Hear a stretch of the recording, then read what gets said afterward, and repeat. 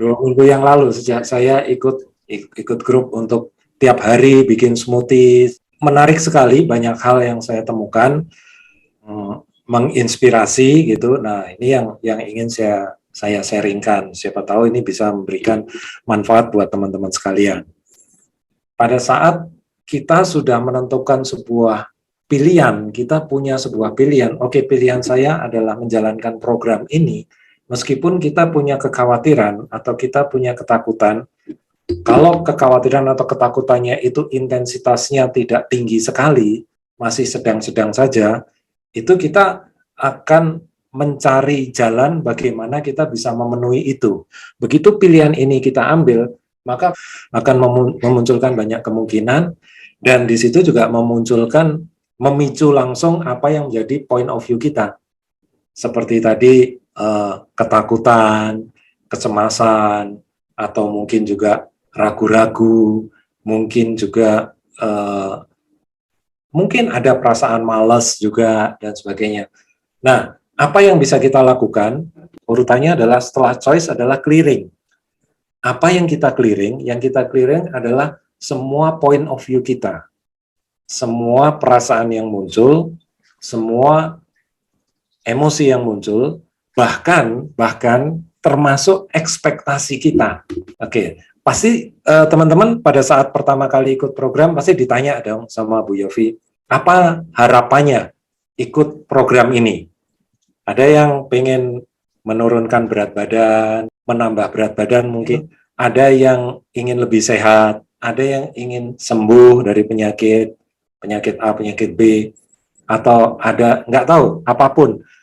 Intinya pada saat kita sudah ambil sebuah pilihan dan muncul berbagai point of view, muncul berbagai perasaan, muncul berbagai emosi, itu saatnya kita untuk melakukan clearing. Kenapa harapan yang bagus yang kita punya atau ekspektasi harus kita clearing gitu? Bukankah itu kalau yang sesuatu yang bagus memotivasi kita jadi makin baik, jadi kayak punya tujuan gitu? Kenapa harus dilepasin juga gitu? Baik, pertanyaan yang bagus. Karena meskipun itu kelihatannya hal yang bagus, kalau tujuan kita menjalankan program ini hanya untuk kesehatan saja, maka ya itu saja yang kita dapatkan.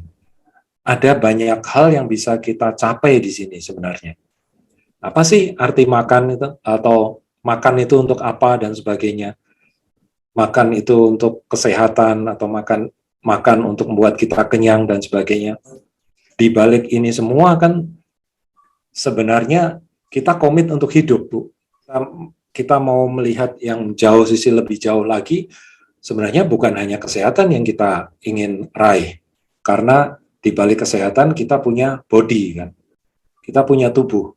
Bagaimana kalau kita semakin memiliki hubungan yang baik dengan tubuh kita semakin mengenal tubuh kita semakin kenal energi, kita semakin mengenal banyak pola di kehidupan kita mengenal diri kita mengenal pikiran kita mengenal perasaan kita mengenal emosi kita meningkatkan awareness kita, artinya kita hidup, Bu. Kita present. Itulah sebenarnya tujuan kita lahir di dunia ini, kan. Jauh lebih luas lagi. Dan tanpa kita sadari, begitu kita bisa menjalankan itu, bisa menginspirasi banyak orang, kita bisa memberi, ya, menjadi contoh. Kalau harapannya yang tadi di-cut itu juga nggak boleh ya. Jadi kalau saya punya harapan ikut program ini supaya saya makin mengenal tubuh saya, bisa mengenal semuanya, gitu juga nggak boleh, tetap harus lepasin juga. Lepasin aja, Bu. Lepasin aja. Karena dengan kita harapannya cuman punya satu, ya kita cuman mengarah ke sana saja. Saya kasih contoh yang spesifik ya. Di ini ya. Oke. Misalnya gini, ada permintaan, saya ingin saya punya masalah asam urat gitu misalnya, atau saya punya masalah kanker gitu misalnya. Jadi saya mau ikut program ini untuk menyembuhkan asam urat saya atau kanker saya, contoh.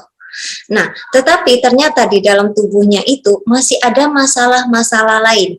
Contoh, masalah hormonal, masalah imun yang kurang stabil, masalah penyumbatan, pengentalan darah, dan lain sebagainya. Mungkin juga ada diabetes, mungkin juga fungsi ginjalnya menurun, mungkin.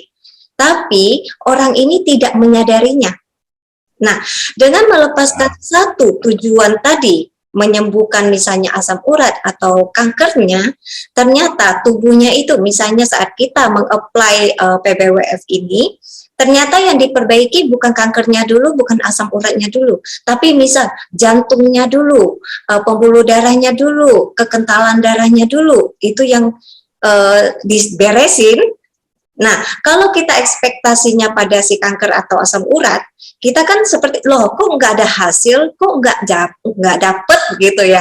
Kira-kira seperti gitu, tapi kalau kita melepaskan ekspektasi itu, kita bisa menyadari, oh ternyata pembuangan saya lebih baik, jantung saya lebih kuat, energi saya lebih baik, misalnya seperti gitu, dan seterusnya sampai tiba-tiba kita, asam urat saya udah lama nggak kambuh ya, rupanya. Sampai lupa, ternyata benjolan kanker saya kayaknya udah mengecil ya, atau dan lain-lain sebagainya. Jadi itu yang sebenarnya bisa kita dapatkan lebih dari satu ekspektasi yang sudah kita set. Betul, ya. Terima kasih Bu Yofi. Lebih jelas ya. Jadi kenapa kita tidak fokus hanya ke satu tujuan, kita lepaskan, tapi kita mengalir. Nah, artinya program ini bisa semakin maksimal. Kita landasi dengan awareness, dengan kesadaran. Gitu.